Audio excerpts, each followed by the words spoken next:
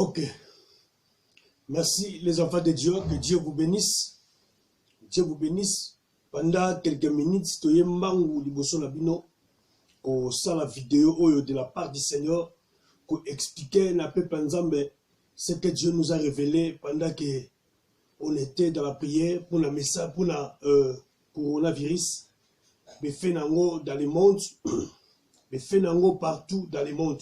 Voilà pourquoi le Seigneur nous a révélé quelque chose et nous sommes venus plus vite possible par rapport à la révélation nzambe pour expliquer peuple de Dieu pendant 5 minutes pour que peuple nzambe azala tellement béni peut à comprendre ce que nous avons. Le premier des choses, la ligne ibisa peuple nzambe partout dans le monde que nous ne sommes pas encore arrivés au temps de la fin. Nous ne sommes pas encore arrivés au temps de la fin. Donc, toza nanu na période oyo Paul a lobi na 1 Corinthiens, et la période que Dieu est en train de ramener ses fidèles, ses enfants dans le droit chemin. Donc, ce qui totalise bien la Bible, chaque chose que Dieu est en train, chaque fois que Nzambe azako châtir son peuple, c'est pour une raison. Raison en ezalaka pour ramener son peuple dans le droit chemin. Voilà pourquoi nous avons eu le temps de prier pour la Mokalabiso Congo. Nous avons eu le temps de prier. Même maintenant là que nous sommes en jeûne et prière. Nous sommes en train de prier. Vous allez remarquer même il y a des gens balali nase bazo sambela nzambe awa parce que tous la prière ya makash. Et na kata prière nzamba yebisi biso Timothée yebisa bana nzambe babanga te na makambo ekomi. Na alobi nanga boye après singa passage moko très important. On a dit de partager ensemble avec les enfants de Dieu pendant 10 ou 5 minutes. Tous en Nombre chapitre 21, le passage que le Seigneur m'a donné. Nombre chapitre 21, verset 1er jusqu'à 9e verset. Nombre chapitre 1er, verset, Nombre chapitre 21, verset 1er jusqu'à 9e verset.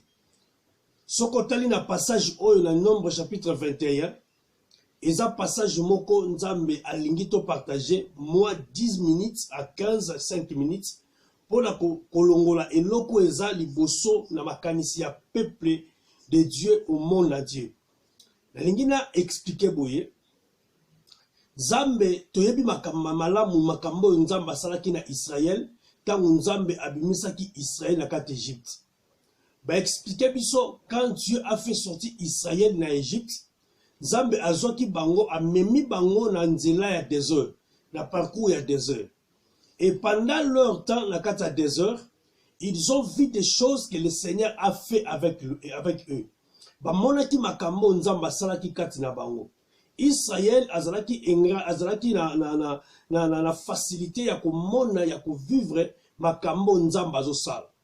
Et soki okiti na passage oyo oko remarquer Israël à cause de la réalité oyo babandaki ko vivre na kati ya 2 heures à cause ya moi ba complication muke parcours ya vie spirituelle vie ya nzambe za toujours na bitumba. Et makambo Israël abandaki komona na kati ya Israël na kati ya 2 heures et memaki Israël abanda ko murmurer contre Nzambe pe contre Moïse. Landanga malam makambo tozoloba c'est très important parce que to moni que peuple Nzambe a commis tellement agité, mokili est commis tellement agité, le Seigneur a mekimke ko expliquer biso par rapport à passage oyo. Pourquoi coronavirus en RDC? Pourquoi coronavirus dans le monde? Et on peut remarquer la carte à passage oyo, Bible lobby, tant Israël, bakomi koloba mabe, bakomi ko bouden nzambe, bilobele kobaki na Israël, babosani ke nzambe yende mutakangola ki bango na Egypte, nzambe azana makoki ya ko sécuriser bango, Nzambe azana makoki ya ko protéger bango. Israël bakomi koloba mabe, bakomi ko insulter, ba s'en charger même na Moïse. balingi babeta même Moïse na kati désert. Pourquoi? Parce que Moïse ne mutu animaki kobimisa bango na kati ya désert, na kati ya Égypte, pour amema bango bakufa na kati ya Égypte, na kati ya désert. Or bango na makanti na bango bakome kokanisa ke Moïse abimisi bango na Égypte pour nzamba bonga bango na kati ya désert. Or ce n'était pas le plan de Dieu, ce n'était pas le plan de Moïse. C'était le plan que Nzambe a tracé, qui n'a plan na ye que Israël babima na Égypte bakende na Canaan pour basalila ye. Et Dieu a accompli plusieurs miracles dans maboko ya Israël. Dieu a accompli plusieurs miracles dans la vie d'Israël. Balia ba man, ba mona ba maye dimana ba mabanga, ba mona ba signe Nzambe. Mais devant les circonstances dans le désert, Israël a oublié le bienfait de l'Éternel dans leur vie. Israël a commencé à dire de mauvaises choses. Israël a commencé à critiquer l'Éternel. Israël a commencé à injurier même Moïse. Et ce côté dans verset 6, dans Nombre chapitre 21, vous allez remarquer, à cause de cela, que le Seigneur a envoyé le serpent dans les déserts pour abanako mort d'Israël, Israël bakoufa. Vous voyez, parce que ils ont oublié ce que Dieu a fait dans leur vie. Et le problème qui est là, c'était quoi? Nakata message autre qu'on comprendre une chose. Coronavirus, ce n'est pas les choses qui viennent du démon. Coronavirus, c'est un châtiment, jugement ya Nzambe par rapport à toutes les nations qui ne croient pas à son nom. Gloire au Seigneur. On remarque les lots, et ça na batu ebele, bana Nzambe ebele, à cause de la réalité où ils ont les cas, na ba vie na bango, à cause de la makambu ebele, ils ont oublié l'Éternel. Ils ont oublié le Dieu oyo akangola ki bango na kati ya masumu. Bana Nzambe ba bosani Nzambe oyo a limbisa ki masumu na biso. Bana Nzambe ba bosani le bienfait de l'Éternel. Il commençait à faire de faire n'importe quoi dans le monde. Batuba bosani Nzambe. Batuba bosani que Dieu il est un Dieu saint. Batuba bosani que Dieu il est véritablement Dieu. Maintenant par rapport à tout ça, qu'est-ce que Dieu a fait? Dieu a envoyé cet esprit de coronavirus. Comme Dieu a envoyé le serpent dans le désert pour mordir Israël, que Israël a zonge la Nzambe, a zonga na makolo ya Nzambe. C'était le but. Oyo Nzambe a libéré ki ba serpent na kati ya désert. Pe Israël a kufaki. Batu ebele ba kufaki na kati ya Israël. Bato bazalaki motema makasi, bazalaki bato imangongi, bakufaki na kati ya désert na ba vene ya ba serpent wana. C'est de même manière aussi dans le monde entier. Si Dieu a permis cette virus, coronavirus, parce que vous allez remarquer, dans ces derniers temps, le monde devient fou. Donc il est comme liboma. Quelque part, au moment, si Dieu a détruit Sodome et Gomorrhe, c'était par rapport à Mamakambu Oyo et Salamaki na Sodome Otoyebi. Ba pédophilie, Kinumba, Makambu Bele. Et Dieu n'était pas content par rapport à ça. La Bible dit Dieu a détruit Sodome et Gomorrhe. Et on remarquait même dans le temps de Noé, tant ma belle gars qui est tellement trop, Dieu a décidé de détruire la ville. Dieu a décidé de détruire le monde. Maintenant, on remarque une chose. Quand Dieu a détruit le monde, na Noé, la Bible dit Nzamba yoka qui passe dans mon thème. Nzamba yoka qui boye. Je jure par moi-même, je ne détruirai jamais encore le monde. Na kati ya ba fléau ya ba mbula. Na kati ya ba moto. Voilà pourquoi le Seigneur, à cause de sa décision, Dieu a placé ce qu'on appelle arc-en-ciel. Arc-en-ciel nalikolo. Alors si Noé a chaque fois arc-en-ciel les obima, ata moule ngekobeta egobeta les susciter. C'est ça ma décision. Dieu, il ne peut pas changer malobo ya lobaki. Voilà pourquoi les choses oyo et salamaki natan wakala Et pour ça qu'Inzambe aboma ba ville, ce sont des choses qui se produisent, qui se passent maintenant au monde. Maintenant, influence ya makambo wana et même bana na Nzambe ebele balongo la confiance na Nzambe ba perdre bon Nzambe. Voilà pourquoi monique ezala bana Nzambe ebele musu ba leko sambela malamu ba pengwa à cause de la réalité au mona kata mokili. Maintenant quoi? Paul a lobi na incorrectable. Alors vous courez bien qui vous a influencé de ne pas continuer à servir. Donc c'est-à-dire et makambu oyo ezo monana o tozo mona tozo vivre yango ememi ba pebele ba posana le créateur. Voilà pourquoi Nzambe par sa souveraineté, Nzambe par sa grâce, comme il a la posa ko sauver quelqu'un, la posa ko sauver ba oyo yaye. Dieu a envoyé virus corona non pour tuer, mais Dieu a frappé cette corona pour ramener le peuple de Dieu na kati ya droit chemin bazongela Nzambe. Voilà pourquoi on remarque depuis eloko oyo ebimi na monde okomona ezu partout dans le monde. Mais on remarque dans le passage oyo na Nombre chapitre 21 tant Nzamba bimisi banyoka babandi ko soit bana Israël bandi ko kufa Moïse azalaki pe wana mais soko tali malamu Moïse azalaki jamais mordu na serpent wana. Pourquoi? Parce que vie à Moïse eza vie cachée. Coronavirus eza eloko uti na Satan la te eza châtiment jugement ya Nzambe pour peuple azonga na kati ya chemin.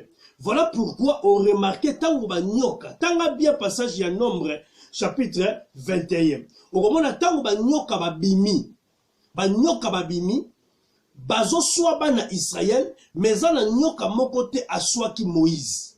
Maintenant pose-moi la question, pourquoi Moïse azalaki mordi na serpent? Parce que Moïse a représenté Israël. Israël, c'est le peuple de Dieu. Israël, c'est un peuple qui a des choses. C'est un peuple qui a l'alliance de Dieu. C'est un peuple qui nous a fait sortir le chemin, qui nous a montré le chemin du salut. Voilà pourquoi on remarque coronavirus oyo.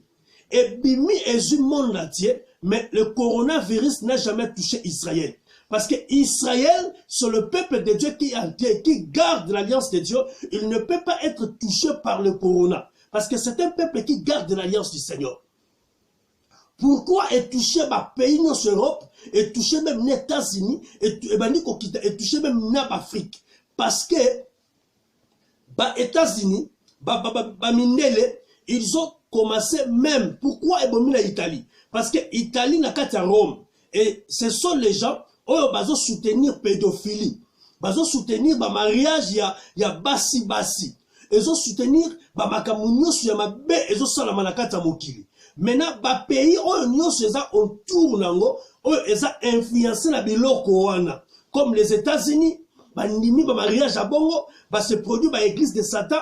Voilà pourquoi le Seigneur a envoyé ce fléau de coronavirus pour frapper. C'est ça le premier frappe de l'Éternel. Pour frapper, biloko nyoso mais eko toucher jamais Israël, parce que Israël c'est un peuple qui a l'alliance avec Dieu. Et souci Nzambe zanini, tango zo ko frapper wana, ezo memamena batu bazonge la confiance, bazonge la Nzambe. Yango moni lelo effet ya coronavirus, même tous les pays oh ba kotaki na kati ba domaine moko songolo bane ko soutenir président dictateur bane ko sala makambo na intérêt na bango lelo tout le monde a koti na kati ya koluka Nzambe na bato ba sambela kate bazo sambela na bato même sur na internet même ba Nzambe ba Patrice ya kalezongi batu tu ba koti na kati ba adoration. C'est ça le souhait de Dieu. Dieu veut que nous tosonga na makolo na ye. Et ça, châtiment Nzambe, Israël, il n'est jamais touché parce que c'est Israël qui a l'alliance avec le Seigneur. Dieu a frappé d'autres pays jusqu'en Afrique parce que nous sommes influencés par rapport au système du monde. Or, Bible Soloba, toza la kati ya mokili, mais toza ya mokili oyote. Donc cela veut dire, comme toza ya mokili oyote, nous en tant que les chrétiens, nous ne devons pas suivre les systèmes du monde. Mais les autres, nous allons remarquer, même les chrétiens, on va sauver les chrétiens, comme une esprit à pédophilie. Dernièrement, dans la télévision, le pasteur il y a Kenya, une église, je ne sais pas, j'ai oublié le nom, le pasteur Mibale Babalani. Tout à la TV, basi na basi bazo balana. Tout à la TV, même na ba chinois, ba Chine, comme il changer ba sexe ya basi. Moi c'est comme mobali, mobali a comme moi c'est. Ma bête tellement comme trop. La Bible sur le bas, lorsque l'iniquité sera créée, l'iniquité comme ma belle est belle la carte mokili, Dieu va agir. Coronavirus, ce n'est pas les choses qui viennent du démon, ce n'est pas les choses qui viennent de Satan, c'est les choses qui viennent de Dieu pour ramener son peuple dans le droit chemin, afin que le peuple va zonge la nzambe, va abandonner biloko. Mais Moïse, à cause de n'a jamais atteint. Pourquoi? Parce que Moïse, c'est lui qui garde l'alliance de l'Éternel. Et ça, message, il y a interpellation pour que le Seigneur, pour qu'un peuple qui doit comprendre ces choses, a retourné vers Nzambenaï. Parce que quand tu as fait sortir les serpents dans les déserts pour amortir Israël, même remède le remède pour sauver Israël, c'était dans le maître de l'Éternel lui-même.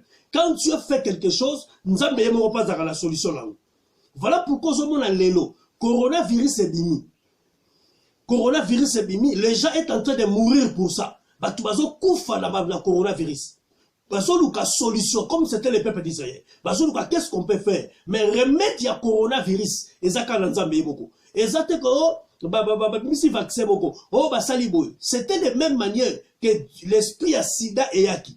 Quand tu as envoyé l'esprit de sida, c'était pour ramener le peuple, l'esprit impudicité. Impudicité comme ma casse tellement trop. Ma bête comme Dieu a envoyé le sida. Et c'est de même manière aussi, Dieu a libéré l'esprit de coronavirus. Si vous souvenez, je bénis l'évangéliste Roger Baka. Que Dieu le bénisse. C'est un seul, chaque problème ça va tout, que cet homme-là c'était l'enfant de Dieu et il est le sentinelle pour sauver les nations. Mais et après ça comme message, le Seigneur m'a révélé ce message-là. Sois béni et sois continue à vivre comme ça, mon frère Roger Baka. Le Seigneur, il va te faire grâce, Dieu va te lever encore davantage. Après ça comme message, il y a un vent oyo ezoya na kati ya mokili et qu'on permettre que beaucoup des églises et qu'on la fermer. C'était un vent. Et Dieu a utilisé son évangéliste pour annoncer cet oracle. Et biso nyo sur la télé, na ba YouTube to kara message wana. Mutu moko ta comprendre que o kangama nengeni. Qui peut fermer, qui va fermer les églises? Parce que quand la prophétie est zobima, mais Dieu avait parlé à travers la bouche de son serviteur. Et aujourd'hui, la prophétie là, et s'accomplir dans le monde entier, non seulement au Congo, mais dans le monde entier. Toutes les églises sont fermées. Toutes les églises. Et au Congo, pour un mois. Non. Donc, la prophétie, quand Dieu parle, il accomplit sa parole. Toutes les églises sont fermées. Et si ça continue comme ça, les peuples zonguité, ceux qui peuplent le fléau de coronavirus et pour évoluer davantage ma casse, et il y aura aussi des morts. Il y aura aussi des morts. Mais Israël, on ne l'a jamais touché. Parce que Israël, il représente Moïse dans les déserts. Gloire au Seigneur. Voilà pourquoi la ligne peuple congolais, tout l'Angola, makambo que coronavirus et où tu pas Satan et ça va complot Satan à quoi ça qui pour éliminer batou. Non, c'est le châtiment de Dieu afin de ramener le peuple dans le droit chemin. Voilà pourquoi ce qu'on t'a dit les nengemo qui les ont kende. La Bible déclare, la Bible zoloba, il l'iniquité comme ma belle amokile, comme ma casque kataboki. Tala malam na Chine bazo kosala ba sexe ya basi. Bazo zwa biloko, bazo zwa ba formule, bazo tchala biloko po batubali ya quel mouteur mabe. Bazo zwa ba nzoto ya batu ba bomi moto, ba saliye ba corne de bif, ba tekeli batubali ya quel mouteur mabe. Est-ce que vous croyez que Dieu est là, azan nzambe avant dika kimia? Bato bazo boma na Chine, bazo sala ba corne de bif. est-ce que nzambe wana zaka kimia yango moni jugement ya nzambe sokotali nombre ya bato bazokufa oyo bakufi na Italie baza plus que oyo bakufi na France oyo bakufi na France baza mokie koleka oyo donc okomona nombre ya bato ndenge bazokufa na bamboka eza compté par rapport ya jugement oyo nzambe azo juger mokili par rapport ya befait ya bapratique oyo bato bazosala. Pourquoi président Trump les États-Unis bato bazokufa mingi te? Parce que le président Trump a compris que c'était la volonté de Dieu, le châtiment de Dieu. Voilà pourquoi il a décrété des journées de prière, de supplication pour la mboka na États-Unis. C'est ça. Parce que lui, il a la prophétie. Il est un président qui a pour accomplir la prophétie. Voilà pourquoi il a décrété la prière. Alors, il pourquoi? Parce qu'on remarqué dans l'Italie. Pourquoi bazo mingi? Chaque fois virus c'est oboma parce que Italie na Vatican il y a des causes il y a makambo nyonso ya mabezo sala bangonde bazo signer makambo tala lelo colère ya nzambe telemi. Pourquoi? Parce que pape a se décidé à changer la parole de Dieu. Or la Bible dit mutako changer le balanzambe azate mutako ko bakisa le balanzambe azate, mais lui s'est porté garant et à côté le maquet il faut changer la parole de Dieu. La parole est comme démodée. Est-ce que la parole du Seigneur peut être démodée? Voilà pourquoi Dieu a fâché, a ravagé tous ces gens-là par cette virus. Voilà pourquoi mes bateaux basés la conscience ya malamu bazongela nzambe basipie nzambe, Dieu va le pardonner et Dieu va restaurer la nation, Dieu va sauver le pays. Yango soko tali ko remarquer Israël tant ba monique événement et comme makase comme isomo ba luki solution bazuite basali remède basali recours et pas ya Moïse ba ye pas ya Moïse balobi Moïse to sali mabe liboso nzambe to sali mabe liboso na yo. Est-ce que tu ne peux pas supplier ton Dieu alongola biso na kati ya fléau ya malade o ya nyoka oyo parce que to ku famille basali recours na Moïse. Pourquoi basala ki recours na Moïse? Elingo la kisa nini recours wa oyo bato bazo comprendre te. Elingi ko la kisa soki bazonga ki e pa Moïse te nyoka alingaki kotika koswa bango te pe balingaki ba continuer ka kokufa. Okozonga pa ya Moïse elingi ko la kisa que nzambe azana besoin ya peuple du monde entier. To abandonner biloko nyonso ya mabeo to la malakata mokili, to retourner vers le Dieu d'Israël. Alléluia. C'est ça ce que Dieu veut. C'est ça ce que Dieu veut. Nzambe lingi to zongela, to retourner vers le Dieu d'Israël. To zongela nzambe na bosolo. To zongela nzambe na mobimba, l'authenticité. To zongela ye, le Dieu d'Israël, le Dieu de l'alliance. Il y a un côté dans Esaïe chapitre 54 verset 1er jusqu'à 4. Nzamba Solobani. Écoutez-moi un peuple, vous qui cherchez la justice, vous qui cherchez l'Éternel, jetez les regards sur votre père Abraham. Et c'est quand la benga kibine. Esaïe chapitre 54. Abi soit mis sur total Abraham. Or Abraham c'est l'image d'Israël, c'est l'image de l'alliance. Pour la zone balobi, les salis viennent des Juifs. L'obiko eye et outie pas ya Juif.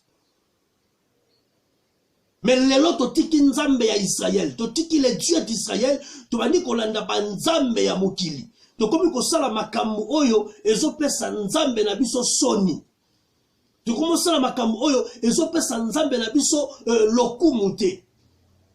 Tokotisi pédophilie, tokotisi kindoki, tokotisi magie, un pasteur okotisi magie na kate église. Ba nzambe atindi basbana ba ko sambela. Bana ba yepo ba sambela nzambe. Mais yo zo kotisa bango besprit mabe. Ozo utiliser bango na bakisi. Kokwisa bango na bakisi. Kokosala ba miracle na bakisi. Mais oh peuple wana ba yepo ba kumemela le Dieu d'Israël. Est-ce que ce moment que Dieu n'est pas... Ça, c'est le premier fléau. Voilà pourquoi tant bazongi et pas à Moïse. Voyez si Moïse te reconnaître. Nzamba a besoin de zongi là. Voilà pourquoi je bénis le président Félix Antoine Tshisekedi Tshilombo. Je l'ai béni. Parce qu'il avait fait quoi? Azouaki a tenu qu'on se réconcilier na Zambé na Israël qu'on compte sa Congo et sont dans la carte alliance Nzamba Israël. Mais le problème qui est là, il fallait pas qu'il ne bongo. Il fallait à côté na carte chemin prophétique n'engage na koko sala pour pays na ye et zonga na carte alliance ya Nzambé ya Israël. Gloire au Seigneur. Israël représente Moïse. Tant est-ce que Israël a atteint le coronavirus? Israël les a atteint. Parce que c'est un pays de l'Alliance. Gloire à Dieu. Gloire à Dieu. Ma belle comme tellement trop la mouki. Mais nous ne sommes pas encore au temps de la fin. Et ça, Dieu veut que le peuple n'a pas de carte chemin. Pasteur Oza la kisi, tika la kisi. Ne quoi ça pédophilie, tika la pédé. Oza lesbienne, tika lesbienne. Oza nanini, oza la vie à ma bête, tika vie à ma bête, zonge lanzam. Zonga la parole au pôle lobaki, vous courez bien, qui vous a influencé de ne pas servir le Seigneur. Cette influence ne vient pas de Dieu. Voilà pourquoi, tant que zonge pas Moïse, Moïse a sambelinzam. Remède nango, ezelega panzam. Remède, solution à coronavirus, ezé panzam. Pour l'expliquer biso, que remède à coronavirus, et la mona ba chinois te et la mona ba nani te pas nzambe parce que tilelo nzambe depuis a frappa sida tozo ka ba kisa sida mais donc faka na sida